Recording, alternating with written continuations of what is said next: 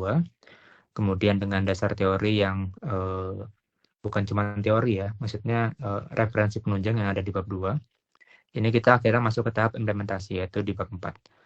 Di sini kita perlu menampilkan alur implementasinya, yang di sini ya.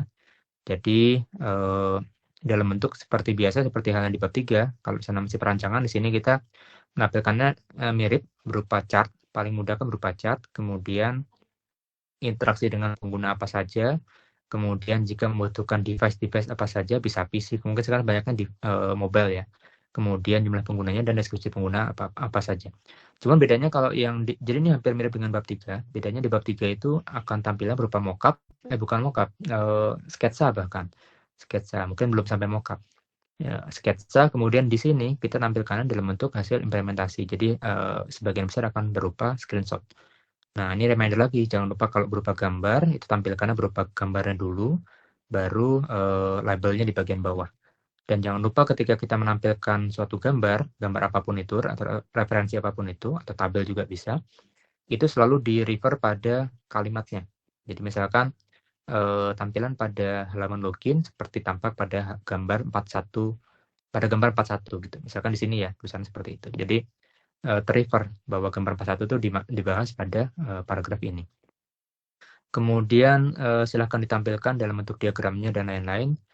Kemudian ini, setelah tampilkan hasil implementasi, tapi sebelumnya saya reminder lagi bahwa hasil implementasi jangan sampai kita menampilkan yang bukan terlalu kecil.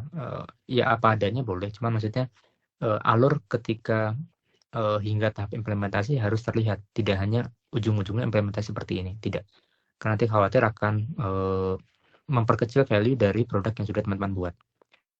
Contoh kasusnya kayak gini, misalkan kita berencana ketika di proposal kemarin, di bab 1 dan 2 ya, atau bab 3 sekalian itu, sudah sampai bab 3 ya, kita rencanakan 5 fitur, misalkan 5 fitur. Misalkan ada A, B, sampai E gitu ya.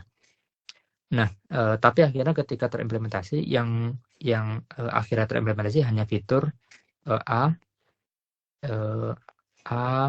D, dan E. Ini fitur B dan C-nya kesannya hilang gitu, berarti rencananya ada 5 fitur.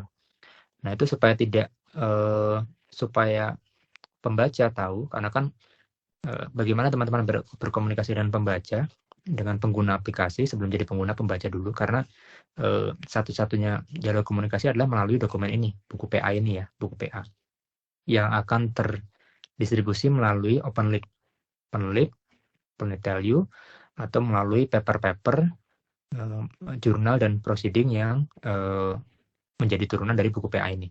Jadi kan bisa saja Anda dengan dosen pembimbing Anda membuat paper untuk jurnal maupun proceeding berdasarkan produk PA ini, buku PA ini. Nah, berarti kan komunikasi dengan pembaca adalah melalui buku PA, kemudian yang ada di OpenLib ya, kemudian paper jurnal maupun proceeding. Nah, berarti kan harus tertulis di sana. Sebenarnya alur produksi kita hingga terjadi implementasi fitur A, D, dan E ini seperti apa. Nah, itu ceritakan tahapan, misalkan iterasi pertama kami membuat prototype A, B, C, D, E. Tapi hingga iterasi kedua dirasa fitur B ini bisa dilebur ke fitur A, misalkan berarti fitur A dan B ini satu, kemudian C, D, E gitu ya, sudah melebur satu. Kemudian iterasi berikutnya kami lakukan rapid testing, atau mungkin sprint ya, tiap kali sprint kan bisa saja dilakukan testing ya. Itu kami dapatkan fitur C bisa terlebur dengan fitur D, jadi udah nih A, B, kemudian B, C, kemudian fitur E, sehingga tapi yang besarnya adalah A, D, dan E. Nah, misalkan seperti itu. Jadi pembaca tahu bahwa alur yang sudah Anda lalui melalui kisah proyek akhir ini dari A, B, C, D, E hingga A, D, E tadi adalah seperti apa. Nah, itu alurnya harus diceritakan kenapa akhirnya berujung pada 3 fitur utama tadi. Kenapa B dan C itu melebur ke fitur A dan fitur D, misalnya seperti itu. Karena effort Anda harus terlihat juga pada buku ini sehingga diapresiasi oleh pembaca. Ya itu ya kuncinya di sana ya. Jadi jangan sampai jadi mengecilkan proses yang sudah teman-teman lalui, yang tadinya 5 jadi cuma 3 fitur misalkan, berarti 3 ini adalah kombinasi dari 5 juga gitu ya. Jangan sampai hanya terlihat cuma 3 tadi. Oke, setelah beres implementasi dengan spesifikasi yang ditetapkan pada bab 3, kemudian akhirnya implementasi di bab 4, ini kita lakukan tahap pengujian. Nah, tadi kalau saya sampaikan, tadi misalkan ada tahapan-tahapan pengujian antara, jadi tidak hanya pengujian akhir ya. Ini silakan disampaikan pengujiannya apa saja. Kemudian ketika tiap pengujian itu apa saja yang diuji. Mungkin kan tadi misalkan ketika tiap iterasi tadi pengujiannya tidak keseluruhan sistem, tapi adalah fitur-fitur yang terkait fitur A atau fitur D tadi misalkan. Nah, misalkan tadi dilakukan 4 kali pengujian, sampaikan sistemnya apa saja yang diuji gitu ya. Kemudian ketika melakukan pengujian, pastikan pengguna itu mendapatkan panduan yang cukup. Jadi jangan sampai Anda melepaskan aplikasi begitu saja kepada tester, tapi tanpa, maksudnya berharap aplikasi dilepaskan kemudian berharap silakan digunakan sampai selesai gitu. Meskipun dalam beberapa aplikasi yang sekarang yang mungkin kita sering gunakan itu dapat digunakan secara natural ya. Berarti misalkan Anda buka aplikasi sebut saja Gojek gitu ya. Itu kan sudah ngerti, oh saya buka Gojek itu mau pesan ojek gitu. Begitu buka otomatis saya nyari yang gambar ojek mana ya, oh ini, klik. Kemudian cara pesan berarti kan harus tahu tujuan. Oke, ini entah halaman pertama sudah tujuan. Harus tahu titik jemputnya ini. Kemudian muncul pembayaran menggunakan apa. Kemudian konfirmasi terakhir order iya atau tidak. Klik. Udah order berarti kan baru berjalan. Itu kan sangat natural ya. Nah, itu proses yang berkesan simpel itu pasti melalui riset yang sangat panjang di internal Gojek. Maksudnya panjang tuh bukan berarti cepat ya, bukan berarti lambat. Bisa saja cepat tapi bertahapannya banyak dan berlapis-lapis, tapi dilakukan secara cepat. Nah, itu kan pengujian itu aplikasi yang saking mudahnya seperti itu, dibaliknya saya yakin adalah suatu proses riset yang panjang. Nah, jika Anda cukup pede bahwa aplikasi kita memang mudah digunakan kok Pak, karena dengan sebenarnya di bagian di in-app game-nya atau di in-game-nya atau in-app-nya sudah banyak petunjuk yang sangat simpel yang membuat aplikasi sampai digunakan. Itu silakan. Tapi minimal dengan manual pengguna itu bisa mendapatkan semacam walkthrough-nya ya kalau game. Kalau game kan ada walkthrough-nya dari masuk ke level 1, level 2, level 3 itu apa saja yang dihadapi itu manual book itu bisa juga seluas itu. Tapi bisa juga simpel sekedar silakan lakukan instalasi kemudian kemudian ikuti petunjuk yang ada dalam aplikasi atau dalam game. Itu bisa juga seperti itu. Tapi perlu ada panduan. Sesimpel apapun perlu ada panduan. Nah, apalagi kalau yang di in-game-nya atau in-app-nya tidak ada petunjuk. Berarti lebih lengkap lagi, panduan harus lengkap dari hulu ke hilir, dari awal instalasi sampai keluar aplikasi. Oke. Kemudian persilakan pengguna untuk mengeksplorasi tiap halaman yang ada, tiap scene yang ada, tiap stage yang ada. Kemudian catat apa saja yang dilakukan pengguna, bisa melalui observasi, bisa pengguna mengisi survei, apa saja yang sudah mereka lakukan. Atau bisa juga ada, saya lupa ada mekanisme testing tuh yang testingnya berupa mockup saja. Jadi halaman-halaman aplikasi itu ditampilkan di tiap halamannya. Semacam Figma, cuman bukan Figma, saya lupa interaksinya apa. Kemudian di sana akan jadi user dilepas begitu saja mengakses link URL yang berisi mockup aplikasi kita. Kemudian terlihat interaksi di halaman ini berapa detik. Kemudian setelah berinteraksi dengan ini dia mengklik tombol apa, itu fungsi apa, lempar ke halaman berikutnya berapa detik dan seterusnya. Sehingga akan terlihat secara rata-rata, misalkan dari 40 responden itu rata-rata banyak interaksi di halaman apa, kemudian fitur apa saja yang digunakan. Saya ada websitenya, cuman lupa namanya apa, nanti saya informasikan kemudian. Jadi bisa pengujian yang semi otomatis seperti itu. Jadi tidak membutuhkan survei. Mungkin survei lebih ke tadi ya, experience pengalaman pengguna. Cuman kalau dari sisi usability-nya itu bisa langsung di testing melalui website tersebut. Jadi seberapa fungsional suatu tiap-tiap fungsi di aplikasinya itu bisa dicek secara kasar ya, bisa langsung dibaca dari sana. Tidak harus membutuhkan secara objektif, tidak harus membutuhkan respon dari tester melalui form. Nah ini tujuannya kenapa harus terdokumentasi seperti itu, dan akan lebih meyakinkan kalau secara objektif kita punya data bahwa interaksi di sini berapa halaman dan seterusnya, karena itu akan dapat lebih meyakinkan ketika ditanyakan ini hasil pengujiannya mana, oh ini menggunakan survei atau menggunakan otomasi, itu akan mempengaruhi value dari hasil audit aplikasinya. Kalau survei nanti kan tanya lagi, ini latar belakang respondennya siapa, kemudian apakah sebelumnya sudah diberikan petunjuk atau belum, itu akan sangat mengaruhi hasil dari survei yang diisi oleh responden. Kemudian ketika pengujian ini, jadi ada yang paling umum tadi yang ini ya, black box ya, jadi pengguna jalankan aplikasi, hasilnya seperti apa secara subjektif, itu langsung diakumulasi. Paling umum dan paling simpel. Nah, ketika Anda menggunakan aplikasi berbasis misalkan yang immersive type, misalkan AR atau VR gitu ya, itu akan ada mekanisme pengujian yang lebih detail lagi. Misalkan seberapa memungkinkan suatu objek dalam VR itu untuk diraih. Misalkan tadi ada untuk membuka pintu virtual membutuhkan user memegang knob virtual. Nah, itu gimana cara meraih itu? Apakah ini berbasis VR, berbasis misalkan cuma cardboard gitu ya, cardboard, apa berbasis misalkan Quest gitu ya, Quest 2, itu kan otomatis akan cara meraihnya berbeda. Jadi kalau cuma knob virtual, menggunakan Quest 2 gampang karena kan ada controller, tapi kalau menggunakan Google Cardboard apakah efektif? Karena interaksi Google Cardboard controller hanya menggunakan gaze pointer.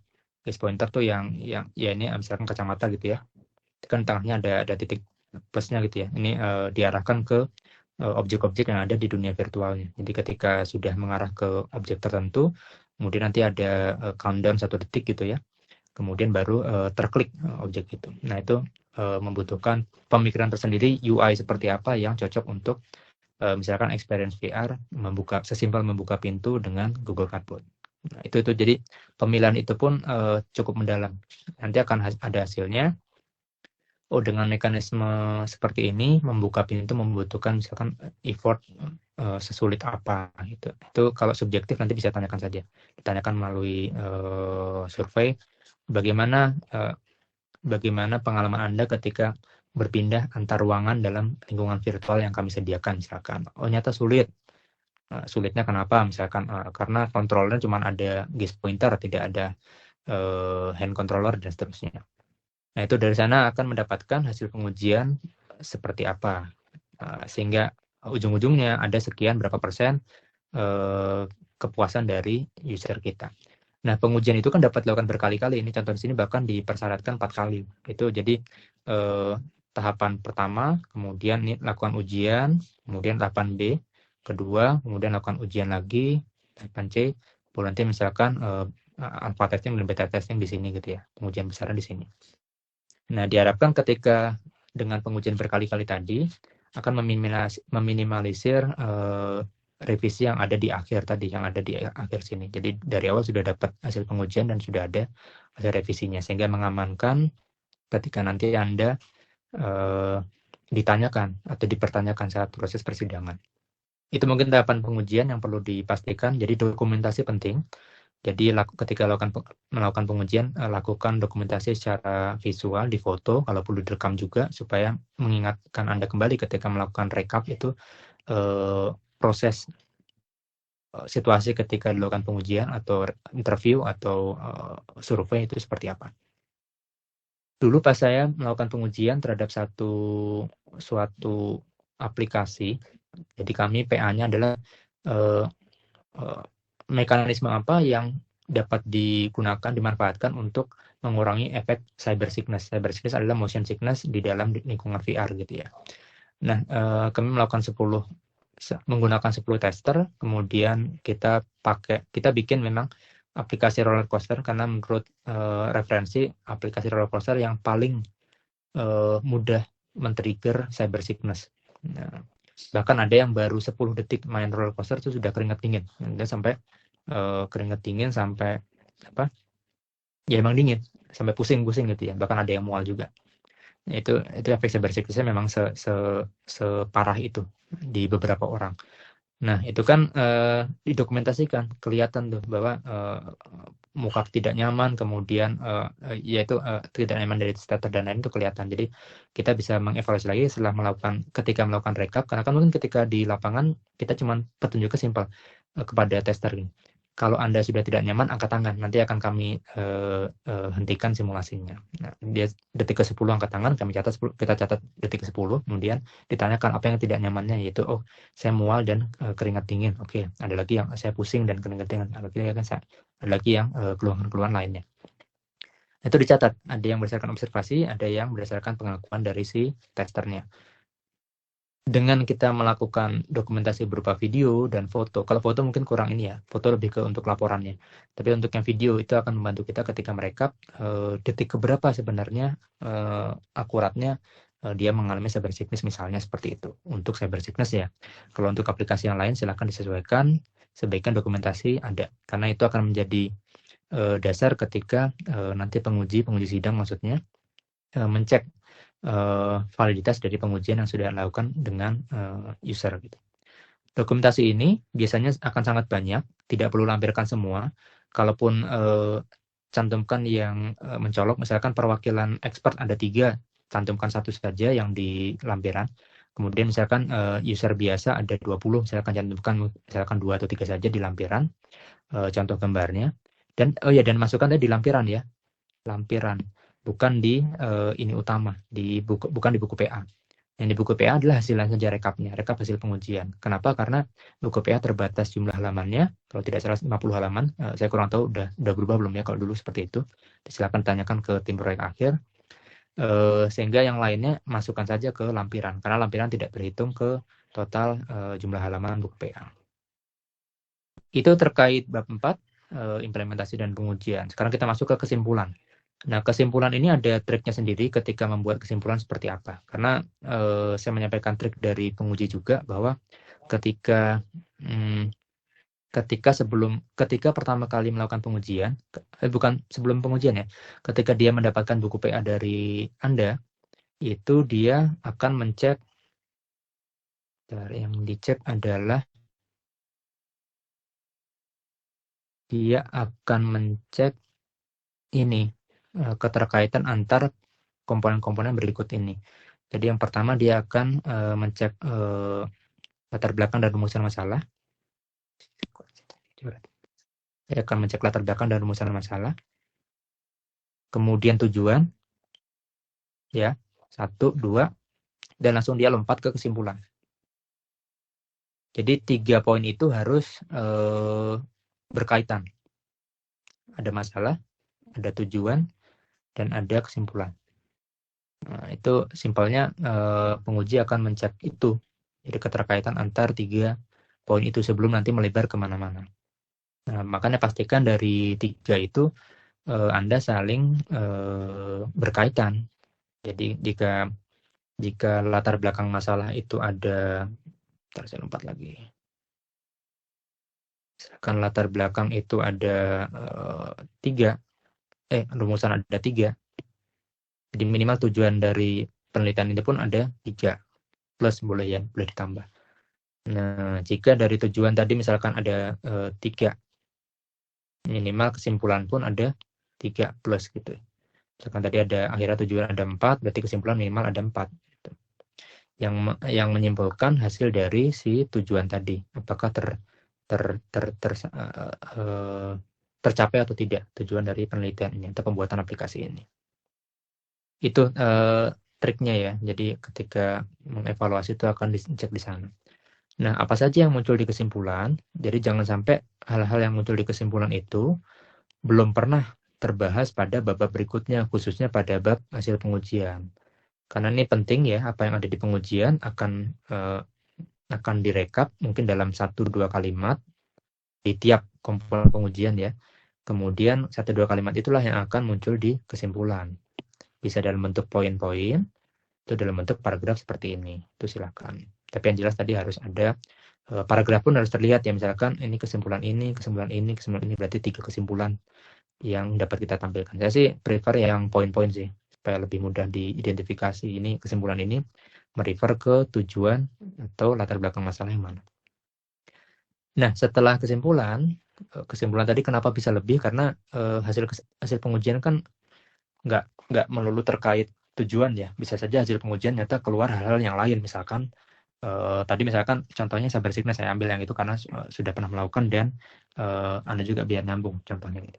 Misalkan cyber sickness tadi tujuannya adalah mengidentifikasi mekanisme apa yang memungkinkan untuk yang paling efektif untuk mengurangi efek cyber sickness pada game VR. Nah, ternyata misalkan setelah dilakukan pengujian dapat misalkan 1-2 mekanisme, rekomendasi mekanisme ya.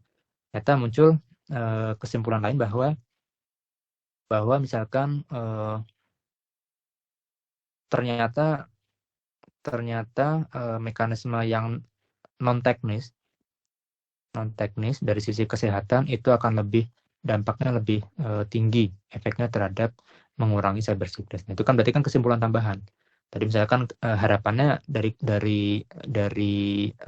mekanisme tadi muncul semua hal yang terkait teknis, misalkan memperkecil sudut pandang, kemudian meningkatkan FPS, itu akan mengurangi efek cyber sickness ya. Dengan makin tinggi FPS, makin berkurang efek cyber sickness, itu udah proven. Kemudian mengurangi sudut pandang, itu juga alasan kenapa di game-game VR ketika user beralih pandangan secara cepat, itu sudut pandangnya akan diperkecil, pinggiran jadi hitam, sudut pandang mengecil, bulat gitu ya. Itu supaya untuk mengurangi efek cyber sickness. Nah, nyata ada faktor kesimpulan non teknis, misalkan ada yang ketiga bahwa nyata penggunaan obat-obatan tertentu, sebut saja misalkan antimo ya, obat anti mabok ya, ini menurut penelitian kami ini yang efeknya paling tinggi dibandingkan yang faktor teknis lain. Tapi kan dari kesimpulan itu oke, itu efeknya paling tinggi, tapi kan tentunya tidak sehat jika harus menggunakan obat-obatan tiap mau main VR. Jadi kan aneh ya, mau VR malah ngobat dulu gitu. Jadi itu faktor non teknis lebih ke kesehatan misalnya, seperti itu. Jadi kesimpulan bisa lebih dari tujuan berdasarkan tadi hasil pengujian yang memunculkan hal-hal yang diharapkan di awal. Ternyata ada hal-hal yang di luar harapan dan ternyata itu layak untuk dijadikan kesimpulan penelitian kita. Nah, kalau saran, ini biasanya adalah hal-hal yang belum bisa terimplementasi pada aplikasi kita ini, ya. Nah, tapi jangan sampai mentang-mentang misalkan tadi di tujuan sudah ada 1, 2, 3 tujuan gitu ya. Kemudian wah yang fitur 3 ternyata susah gitu. Udahlah kita masukkan ke saran aja ya. Silakan pengembang selanjutnya untuk menambahkan fitur 3 tadi. Itu akan jadi pertanyaan, kenapa nggak kalian implementasikan saja sekarang gitu. Kecuali fitur 3 tadi sudah dibahas pada bab 3 dan bab 4. Jadi bab 3 fitur 3 itu direncanakan, tapi bab 4 setelah misalkan 2 kali melakukan iterasi pengembangan fitur 3, kami dapatkan bahwa fitur 3 tidak bisa diimplementasikan pada skala ini karena keterbatasan, misalkan keterbatasan teknologinya, keterbatasan waktunya, keterbatasan resource-nya atau apanya dan lain-lainnya. Jadi ada dasarnya bahwa fitur 3 ini kenapa tidak diimplementasikan sekarang. Kenapa harus di pengembang selanjutnya. Jadi ini bukan menjadi tameng bahwa ini yang kira-kira kita nggak mampu masukkan ke sini semua, bukan cuma itu. Itu yang pertama, isi saran dari mana, yaitu adalah dari fitur yang tidak bisa kita implementasikan sekarang karena berbagai keterbatasan tadi. Kemudian yang kedua, apa isi saran, yaitu dari hasil pengujian. Nah, dari pengujian ini jangan lupa kita minta saran dari tester ya. Jangan cuma minta pendapatnya, tapi minta juga sarannya. Itu yang akan ditampilkan di sini. Tapi jangan tampilkan apa adanya, tapi direkap dulu ya. Direkap dulu berdasarkan misalkan 10% dari tester kami, yaitu berjumlah misalkan 2 orang, misalkan 10% berarti kan total 20 ya, atau kalau total 40 berarti 10% 4 orang berpendapat bahwa fitur F dan G dan H itu perlu diadakan pada aplikasi yang semacam kami, misalnya seperti itu. Ya, jadi itu silakan masukkan ke saran. Sebaiknya bisa poin-poin, tapi bisa juga dalam bentuk kalimat. Kalau dirasa pointernya tidak banyak gitu ya. Itu bab 5. Kemudian kita masuk ke berikutnya daftar pustaka. Nah, itu ikuti aja cara seperti ini penulisannya. Ini jangan pernah menuliskan secara manual daftar pustaka ya. Gunakan fitur yang ada di Word minimal ya. Sehingga kalau nanti di depan kalian merefer misalkan nih referensi ke 4 kurang kotak gitu ya. Terus tiba-tiba di sini kita nambah referensi baru di atasnya di sini gitu ya. Otomatis yang ini kan jadi 5 ya, yang baru tadi jadi 4. Nah, kalau dengan menggunakan Word tadi yang tadinya 4 itu otomatis akan jadi 5. Tapi kalau manual, bayangkan Anda harus melakukan bukan refactoring seluruh referensi 4 menjadi 5. Bisa juga tinggal find and replace ya, cuman kan khawatir potensi kesalahan untuk angka-angka yang sama, untuk kalimat yang sama misalkan. Jadi gunakan secara otomatis fitur yang ada di Word, atau bisa menggunakan software pengelola referensi, misalkan semacam Mendeley ya, Mendeley atau Zotero. Saya sendiri pakai Zotero sih, lebih ringan soalnya kok Mendeley terlalu besar. Tapi ya itu preferensi masing-masing, silakan gunakan 2 software itu yang paling populer sih. Jadi format penulisan daftar pustaka tuh mereka bisa diatur sesuai dengan standarnya pengennya seperti apa. Kemudian masuk ke lampiran tadi, yang bisa dimasukkan ke lampiran misalkan gambaran sistem besarnya, ya kan, sistem besarnya kita cuma misalkan di aplikasi kita sebenarnya yang kita bikin hanya di sini dan di sini misalnya ya. Tapi kita perlu mendapatkan gambaran besarnya seperti ini dari overall system, bahwa aplikasi kita adalah bagian dari sistem yang lebih besar, misalnya seperti itu.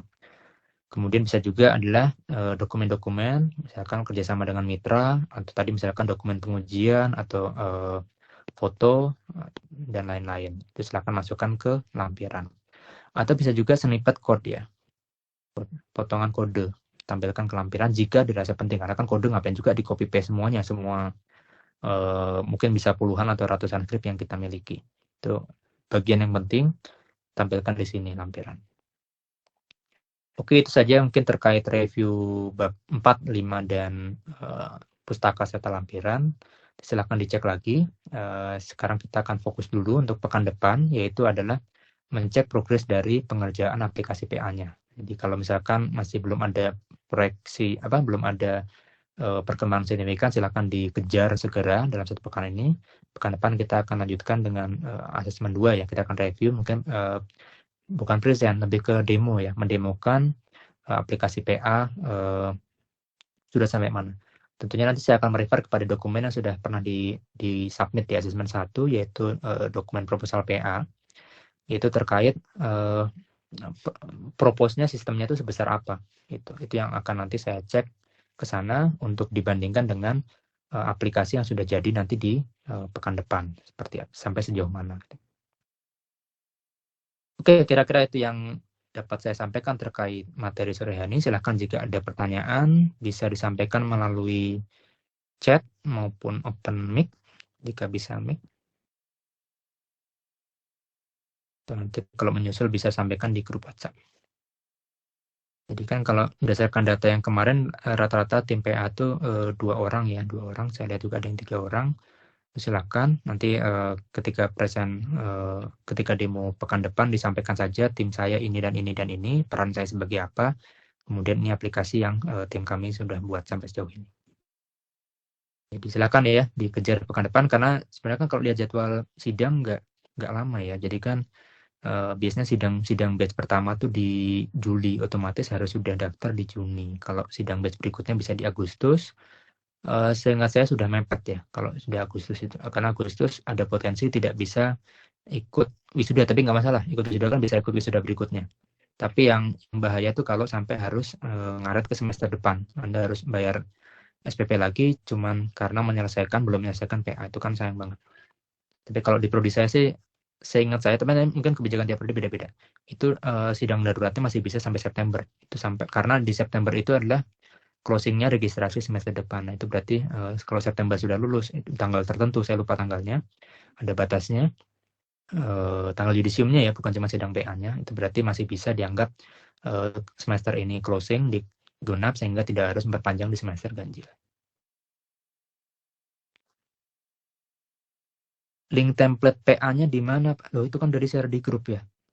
Tapi nanti saya coba share lagi ya. Jadi sudah share sejak sebelum Lebaran kalau tidak salah. Saya cek lagi di chatnya. Jadi yang sudah dulu pertama kali kan yang di-share adalah link template proposal PA ya. Tapi kan ternyata sudah ada update baru dari tim proyek akhir, template buku PA-nya seperti apa. Itu sudah pernah saya share, nanti akan saya remind lagi, saya share ulang di grup WhatsApp.